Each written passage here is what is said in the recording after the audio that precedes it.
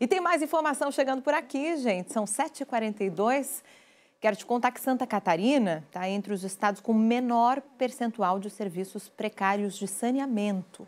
Mas ainda assim, a gente sabe que esse é um tema bastante sensível, né, para o nosso estado. 15 municípios estão hoje sem capacidade, nem de dinheiro, para cumprir o marco legal que estabelece uma série de metas aí, né, para universalizar os serviços de saneamento básico no país até 2033. Essa é a meta, né? Dados do Instituto Trata Brasil, por isso a gente conversa ao vivo agora com o André Machado, que é coordenador de Relações Institucionais e Comunicação do Trata Brasil. André, muito bem-vindo aqui com a gente, viu? Bom dia para você. Bom dia, Marta. Bom dia a todos que nos acompanham. Bom, vamos falar no contexto nacional para começar. Santa Catarina, dá para dizer que tem particularidades que tornam o saneamento ainda mais desafiador? Nós negligenciamos esse tema por muito tempo, não? Eu acredito que se a gente for comparar com o ambiente nacional, a gente vai observar um desafio parecido, né?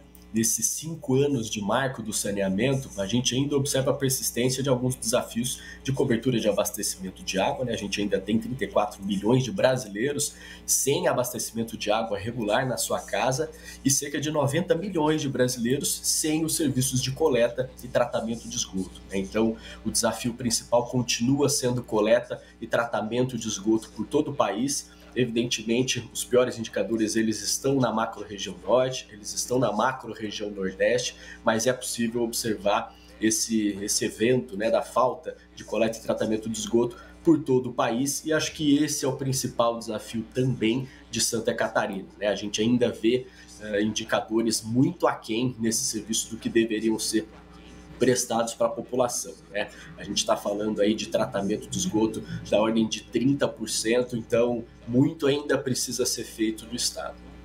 Pois é, tem campanhas muito fortes aqui, né, estaduais, como aquela que convoca os catarinenses, né, a tirar Santa Catarina da fossa. Trazendo um contexto, hoje Santa Catarina trata só 1/3, gente, do esgoto. Esse levantamento não é do Trata Brasil, é do IFAT Brasil, que é a Feira Internacional para Água, Esgoto e Soluções. E a meta do marco legal é justamente acelerar o ritmo dessa cobertura, né? Passar a cumprir o marco legal do saneamento. O que isso exige, o marco legal? 90% de cobertura até 2033. E aí a gente traz para cá essa realidade, segundo esse estudo, a gente não chega a 35% de esgoto tratado em Santa Catarina. Um baita problema, mas que algumas cidades já estão se organizando para enfrentar, né? A gente tem aqui, por exemplo, Pomerode, Concórdia, Palhoça, Ilhota, são cidades que entraram de forma relevante aí no mapa das concessões pós-marco legal, ou seja, estão se organizando, né, para dar conta desse tema. É um desafio especialmente econômico, André? Sem dúvidas, né? Quando a gente fala de saneamento básico, a gente está falando de um segmento de infraestrutura. Então, ele exige capacidade econômico-financeira do operador do saneamento básico para que ele consiga fazer as obras de infraestrutura avançarem, para que ele consiga manutenção dos serviços, investimento em novas tecnologias para prestar esses serviços, né? E, claro, isso tudo vai exigir capacidade econômico-financeira.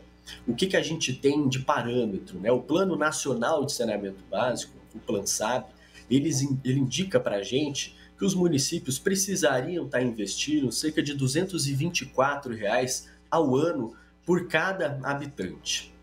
Então esse é o parâmetro nacional e a gente investindo esse parâmetro, a gente estaria na curva de universalização que a gente tanto almeja.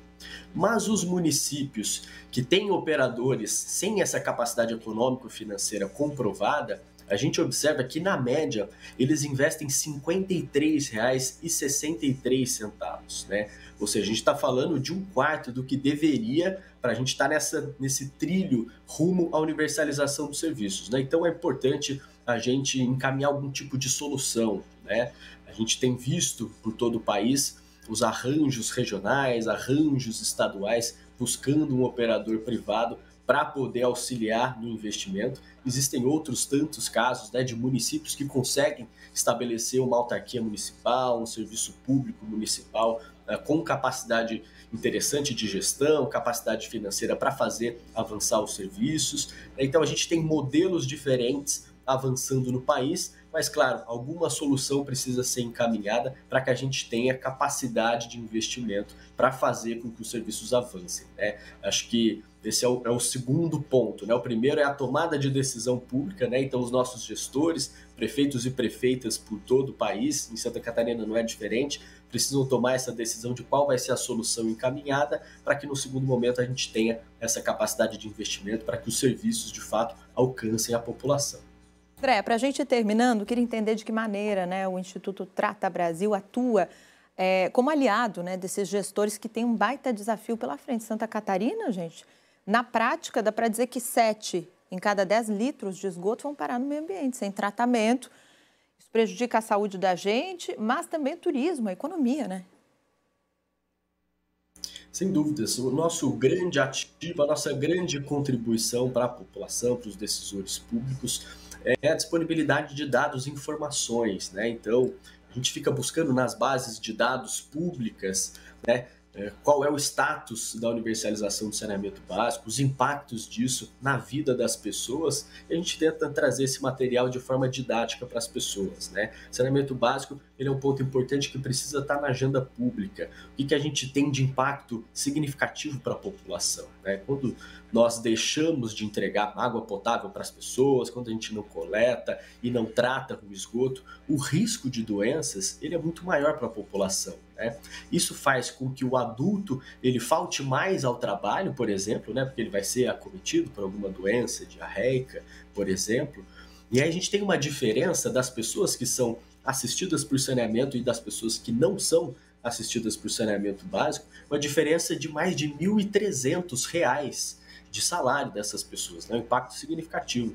E também das crianças, porque se os adultos faltam ao trabalho, as crianças vão faltar à escola. Daí a média de Brasil, dos que têm acesso e os que não têm acesso ao saneamento básico, é de uma diferença de 2 anos de escolaridade, né? Então, isso é um impacto muito significativo na vida dessas crianças, na vida futura, depois para entrar numa faculdade ou num curso técnico, ingressar no mercado de trabalho mais adiante. Enfim, isso tudo vai ser muito mais difícil se ela não tiver o básico, que é água potável, coleta e tratamento de esgoto, né? Então, a gente disponibiliza essas informações para a população e tenta sensibilizar os decisores públicos para que as decisões sejam tomadas e a gente, de fato, consiga prestar serviço público de qualidade para as pessoas.